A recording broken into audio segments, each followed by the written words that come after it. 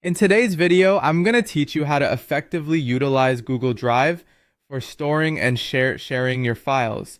Whether you're a complete beginner or someone looking to refine your skills, this guide will ensure that you can navigate the platform with confidence. First things first, you'll want to head over to Google Drive. You can do this by either typing drive.google.com in your browser or clicking on the link provided in the video description. Once there, enter your Google account credentials to log in. And remember, if you don't have an account yet, the process is pretty straightforward. Just follow the prompts to create one. Now that you're logged in, take a look at the interface. On the left side, you'll find a menu bar. Here's where we'll begin. Find and click on the New button. This button is your gateway to creating new documents, folders, or uploading existing ones. Next, let's focus on uploading a file to Google Drive. After you click on New, a drop-down menu will appear. From this menu, hover over File Upload. This option will allow you to browse your computer and select the files or folders you wish to upload.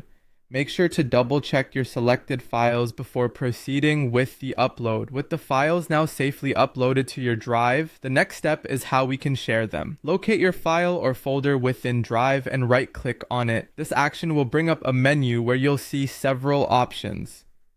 Click on Share. A new window will pop up, showing the current sharing settings for the file. Initially, it will be set to Restricted, which means only people you manually add can see it. If you want to share this file more broadly, click on the drop-down menu.